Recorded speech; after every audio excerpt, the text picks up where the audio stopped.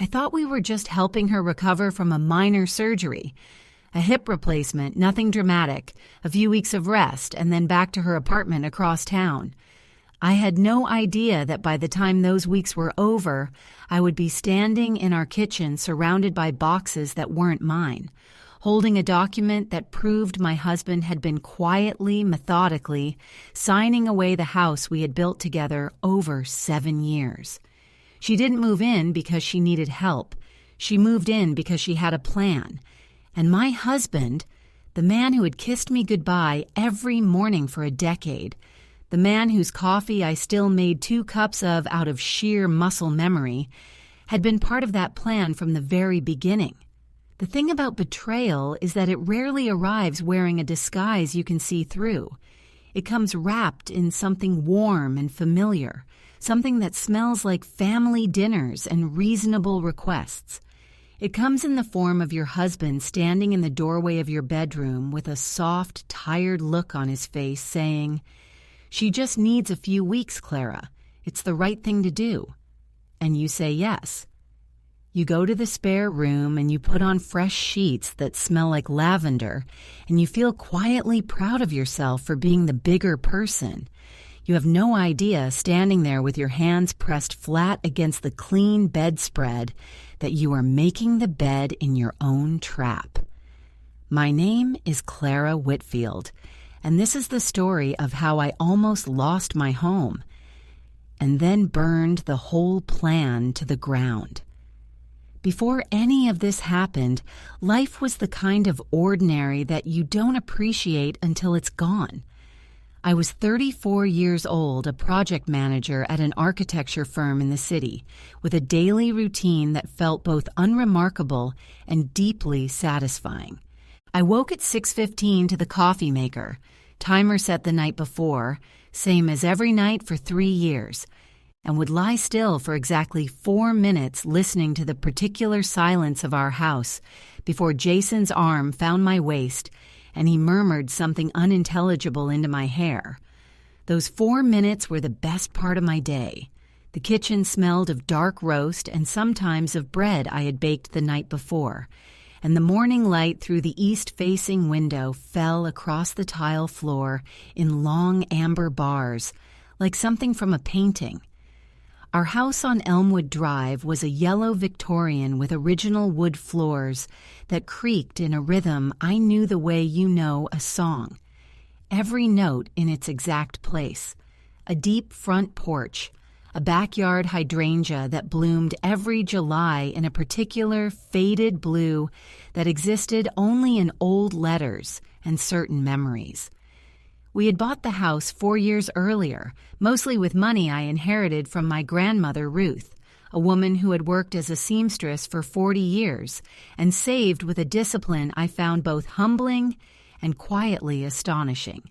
The down payment had been mine entirely. Jason's name was on the mortgage alongside mine, but the equity, the bones of the thing, the reason we had been able to get the house at all, that was Ruth's gift, and I thought of her every time I touched the banister, the wood smooth from decades of hands.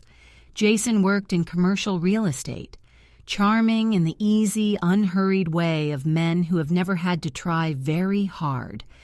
Dark hair graying at the temples, a laugh that filled rooms. He remembered anniversaries, made pasta from scratch on Sundays, rubbed the back of my neck when I was stressed with exactly the right pressure. These are the mercies you catalog afterward when you're trying to understand how you could not have seen it coming. You think, but he rubbed the back of my neck. You think, but the pasta. You think, how does a person do that and still do this? His mother, Diane Hargrove, was 67 and had been a presence in our lives the way a low-grade headache is a presence. Persistent, noticeable, always slightly more than you wanted to deal with on a given day. She was not a monster, not one whose outline I could clearly make out. She was a woman with strong opinions delivered with gentle, unshakable authority, who had never entirely accepted the fact that her son had chosen to build a life with someone who was not, in her estimation, quite the right fit. The right fit, I gathered over 7 years, would have been someone less independent, less professionally ambitious. Ideally, someone whose grandmother had not left them enough money to buy a house without Diane's input or approval. She paid me compliments that contained, buried inside them like a splinter, a small, precise wound. "That color is so interesting on you, Clara. I could never pull off something so bold. You're so committed to your career. It must be hard to find time for everything else." She always smiled when she said these things. Her smiles were sharp at the edges, like decorative scissors. She had her own apartment on Fairfield Avenue, a nice one, with a doorman and a courtyard garden. She was not struggling. She had a pension, Social Security, and a savings account she referenced occasionally the way people mention important credentials. She was healthy until a checkup in March revealed her hip had deteriorated significantly. Surgery was scheduled for the second week of April. It went smoothly.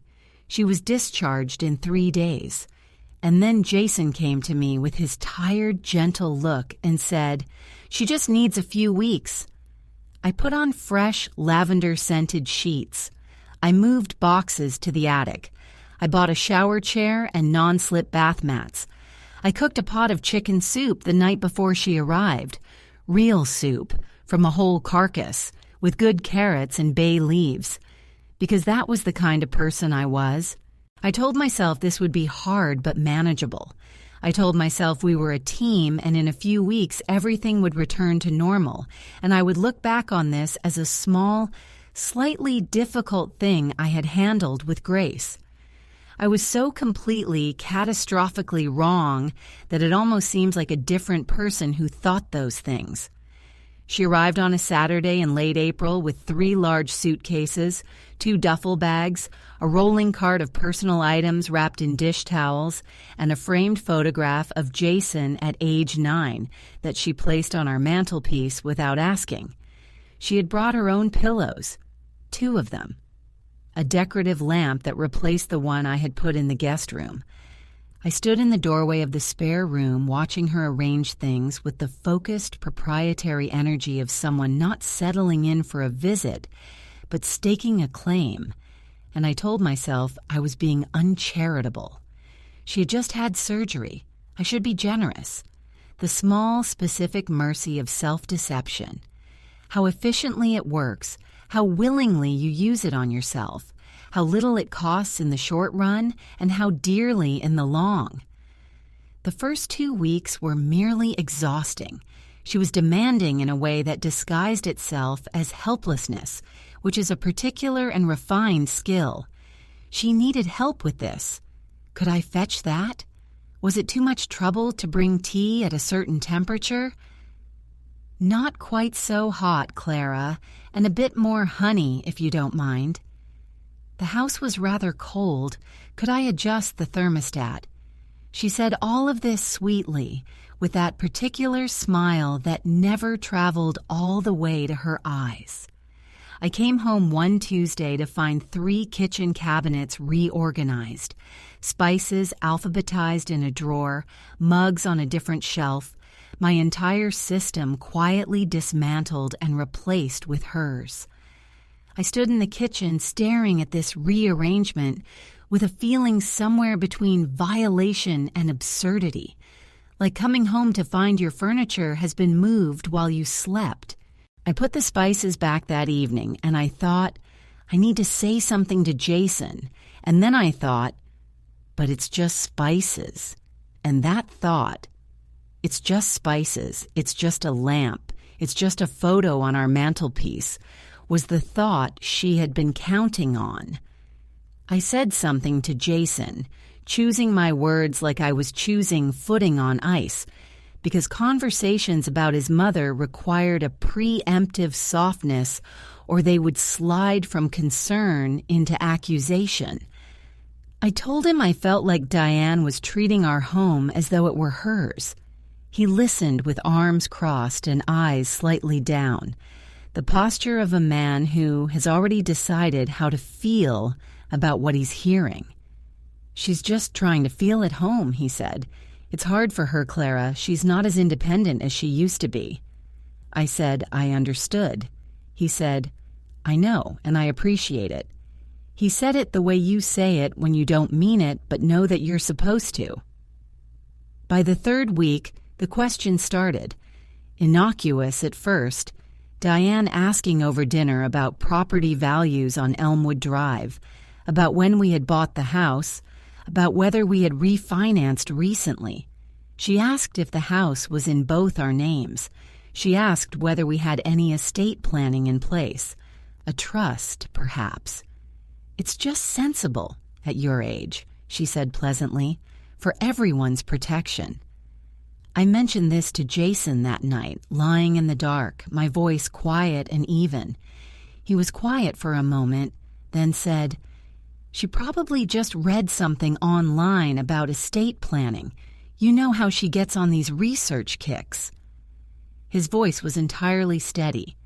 That steadiness, I would later understand, was not the steadiness of a man who didn't know what his mother was doing. It was the steadiness of a man who did. The discovery came on a Wednesday afternoon in the 5th week of her stay. I had left work early with a headache lodged behind my right eye like a hot coal and arrived home at 3 o'clock, nearly 2 hours earlier than usual. The house was quiet. Diane was at physical therapy, Jason had driven her, and I had the particular relief of having my own home to myself, which had become increasingly rare and therefore precious. I set my bag by the door, took my shoes off, poured a glass of cold water and stood at the counter for a moment, just breathing, feeling the headache slowly retreat from hot to merely warm. Then I sat down at the kitchen table because my feet hurt, because the afternoon light was coming through the window in that amber way I loved, because I just wanted to sit for one quiet moment before I had to be anyone or do anything. Jason's laptop was open on the table, the screen still lit. I was not snooping. I was not even looking, not intentionally. My eyes simply traveled to the screen the way eyes do, drawn by light and proximity and the indifferent habit of a tired brain. And then my brain caught up with what my eyes were reading, and everything stopped. It was a PDF, a legal document. The header read, in a font that was entirely too ordinary for what it contained, "Quitclaim deed, transfer of property interest, 14 Elmwood Drive." My name was on it. In the section marked Grantor, below Jason's name, was mine, Clara Whitfield, and below it a signature. In my handwriting, the particular slightly slanted way I write the C, the way the W lifts at the second peak, except that I had never, not once in my life, signed this document. My hands, when I reached for the laptop, were absolutely still. That surprised me afterward, that they didn't shake, not yet. I think I went very cold, very fast, the way your body makes a decision before your mind catches up. I scrolled down. The deed transferred my entire interest in the property at 14 Elmwood Drive to Jason Edward Hargrove, sole owner. It was dated 3 weeks ago. It had 2 witnesses. One witness signature, small, neat, angular. I recognized immediately. I had seen it on Christmas cards, on birthday notes, on the back of the framed photograph currently sitting on my mantelpiece. Diane Hargrove. I sat at the kitchen table in the afternoon light with the laptop open in front of me, and the refrigerator hummed, and somewhere down the street a dog barked twice and was quiet, and I thought, this is not real. I thought, I am misreading this. I read it again. Every word, every line, the property address, the forged signature. The date. A Tuesday 3 weeks ago, the same Tuesday I had stayed late for a client presentation. The same Tuesday, Jason had texted me to say he was having dinner with a colleague and not to wait up. The floor didn't shift. The light didn't change. The coffee maker sat on the counter exactly where it always was. The world was entirely unchanged, and I was entirely different, and the distance between those two things was the loneliest feeling I have ever known. I closed the laptop.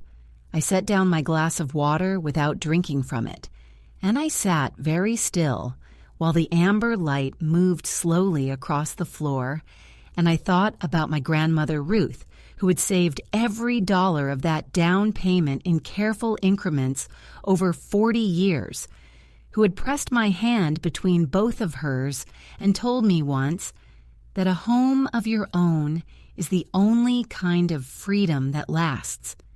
Something in me, something that had been patient and accommodating and endlessly, exhaustingly reasonable, went very, very quiet. Not the kind of quiet that is empty. The kind of quiet that is full. I did not cry. I want to make that clear, because the absence of tears surprised me more than almost anything else that happened that day. I had always thought of myself as someone who cried when things were hard. I cried at commercials, at the end of good books, at the particular quality of autumn light when it reminded me of childhood. But I sat at that kitchen table and I did not cry. Something had shifted in me that was too large for tears. Tears were for grief. What I felt was colder than grief. It was the crystalline clarity of a person who has finally understood the shape of the thing they have been living inside without knowing it. I took photographs of the document with my phone, every page, methodically, hands still, making sure each image was sharp and complete. Then I closed the laptop and positioned it exactly as I had found it. The angle, the screen, brightness, the conference sticker in the lower left corner. And I went upstairs to the bathroom, sat on the edge of the tub, and called my best friend, Meg. She answered on the second ring with her cheerful, slightly distracted voice. I said, "I need you to listen carefully, and I need you not to panic." There was a beat of silence. Then Meg said in a completely different voice, quiet and immediate and focused, "I'm listening." I told her everything in a single flat narration, the way you report facts. When I finished, she said, "Clara, you need a lawyer. Today, not tomorrow, today." She texted me the number of a real estate attorney named Patricia Osei, who had handled a forgery case 2 years earlier. "Do not let either of them know you know," Meg said. "Promise me." I promised. I splashed cold water on my face, looked at myself in the mirror for a long moment, at the flat expression, the eyes that looked older than this morning. And I went downstairs and I started dinner. They came home at 5:30. Diane settled at the kitchen table with the deliberate care of a woman still recovering, and Jason put his keys on the hook and came to the counter and put his hand briefly on my shoulder. "Good day," he said. I said, "Fine. Yours?" He said, "The PT went well. Mom's getting stronger." He said it with such ordinary warmth, such unmarked ease, that I had to hold very still so that what I was feeling did not show on my face. The pasta water was boiling. The kitchen smelled of garlic and olive oil. The laptop sat 4 feet from Diane, and she did not look at it once. I got through dinner. I said I was tired and going to bed early. Jason looked up from his phone and said, "You okay?" I said, "Just a headache." He nodded and looked back down. I lay in the dark listening to his breathing even out beside me, and I began to understand the architecture of the plan. The surgery had been the pretext. Moving in had been the mechanism. The questions about the deed had been reconnaissance. The Tuesday when I worked late. She had known I would work late because Jason had told her, because Jason had been part of the planning of the moment. This was not a mother going rogue with her son oblivious beside her. This was a collaboration. I let myself understand that fully, all the way to the bottom of it. And then I moved past it. I needed to think. In the morning, I called Patricia Osei. She was exactly what Meg had described. Sharp, unhurried, and within 30 seconds she said, "Forgery of a spouse's signature on a quitclaim deed is a felony in this state. Has the deed been filed?" It had not yet been recorded with the county. "You have time," she said, "but not much." Over the following 4 days, Patricia filed a preemptive notice of interest with the county recorder, legally flagging the property and making any subsequent filing of the forged deed immediately challengeable. She also engaged a forensic document examiner. The report came back in 48 hours. The signature was a traced forgery, likely made using a light box and a previous genuine signature of mine. Patricia asked, "Do you recall signing anything in Diane's presence in the last 6 months?" I thought for a long time. Then I remembered, 4 months ago at Christmas, Diane had asked me to sign a birthday card for Jason's aunt at the kitchen counter, standing right beside me, watching. "That's it," Patricia said quietly. "That's where she got it." I sat with that for a long moment after I hung up. The patience of it. She had stood beside me and watched my hand, and she had been building a deed. The confrontation came on a Sunday. I had chosen Sunday deliberately because Jason's brother Todd was coming for lunch. Todd, who I had always found decent and straightforward, and whose presence would be a witness. We ate. Todd talked about his kids and a vacation he was planning. Diane ate her chicken with the quiet satisfaction of a woman who believes the table she is sitting at belongs to her. After the plates were cleared, I said in a voice that surprised me with its steadiness, "I found the deed." The kitchen went completely still. Jason turned from the counter. The bread basket was still in his hand. His face went through several rapid changes before settling into a blankness that was more frightening than any specific expression would have been. Diane did not move. She looked at me with those eyes that never quite smiled and then said, "I don't know what you're referring to, Clara." Perfectly calm. "The quitclaim deed," I said, "with my forged signature, which you witnessed." I looked at Jason. "And which I assume you arranged, given that it was on your laptop." Todd set down his coffee. He looked from me to Jason to his mother. "What deed?" he said. Nobody answered him. "Jason," I said. I said his name the way you say something for the last time. You knew. He put the bread basket on the counter. He sat down. He looked at the table the way I had seen him look at it before, in the way I had cataloged and explained away for weeks. And he said, "Clara, it wasn't... We were going to tell you. We were going to tell me," I said, "that you were planning to remove me from the deed of my own house. The house my grandmother paid for." Diane leaned back in her chair and her expression shifted into something I had never seen on her before.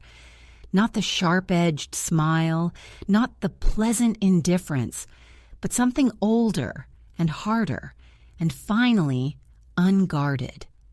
"Your grandmother's money," she said with a precision that made each word land like a separate object, "bought this house, but it is my son's house. It has always been my son's house. You are a guest here, Clara, whatever the paperwork says, and the paperwork is going to reflect that." Todd said, "Mother?" She did not look at him. "No," I said. I said it quietly, completely, without any part of me left over. The paperwork already reflects something. It reflects a preemptive notice of interest filed with the county recorder 3 days ago, which means that forged deed cannot be recorded anywhere. It reflects a forensic document examiner's report confirming that my signature was traced from a Christmas card I signed at this kitchen counter in December while you stood beside me. I paused. It reflects the documentation already in my attorney's hands, and it reflects the fact that forging a spouse's signature on a property transfer is a felony in this state. Diane's face did not change, but something behind her eyes shifted, a very small movement, like something falling in a deep, dark place. Jason put his face in his hands. Todd looked at his mother for a long moment with the expression of a person revising everything they thought they knew about someone. Then he looked at me and said, "Clara, I'm sorry. I had no idea." I believed him. I still do. "I'm not pressing charges today," I said. "That is not off the table. What happens next depends entirely on the next few days." I looked at Diane. "You will be leaving this house today. If you attempt to file any document pertaining to this property, my attorney will file criminal charges the same afternoon." I looked at Jason. "And you and I have a great deal to discuss, separately." Diane left that afternoon. Jason drove her. Todd stayed and helped me carry her things to the car. The suitcases, the duffel bags, the rolling cart, the 2 pillows. He carried the framed photograph of 9-year-old Jason from the mantelpiece, wrapped it carefully in a dish towel, and held it out to me. I shook my head. He put it in the trunk. When the car backed out of the driveway, Todd and I stood on the porch and he said, "I'm sorry, Clara, for all of it." I said I knew. I went inside, sat at the kitchen table, put my head down on my arms, and stayed there for a very long time. The legal process that followed was measured and deliberate. The document examiner's report was forwarded to the county DA. 2 months later, Diane was charged with 1 count of document forgery. Her attorney negotiated a plea, a suspended sentence, a significant fine, and a permanent civil injunction prohibiting any further attempt to alter or transfer the property at 14 Elmwood Drive. She paid the fine. She did not apologize. Jason and I separated in June. It was quieter than I expected, and in some ways worse for the quiet. He apologized many times, in many different ways, and his apologies were genuine in the way apologies are genuine when the person making them fully understands what they did and has no adequate defense. He had not forged the signature himself. That had been Diane. But he had known. He had arranged to be away on the Tuesday she needed. He had stood in the dark beside me and said she probably just read something online about estate planning, and his voice had been entirely steady because he had been practicing some version of that answer for weeks. He moved into an apartment across town. We sold the pasta maker in the divorce. I kept the house. That was 18 months ago. I'm telling you this on a morning in October, sitting on the front porch of the house on Elmwood Drive, in one of the wicker chairs I always meant to sit in and never did. The hydrangea is finished for the season. The blooms gone brown and papery at the edges, the way they do in autumn. And I have not cut them back yet because I like the way they look, spent and still standing. The coffee is dark and exactly the temperature I want because I made it myself and I know how I take it. The wood floors inside still creak in the same places. The 3rd step from the top, the board near the kitchen doorway. And I still know every note, and the knowing still feels like something.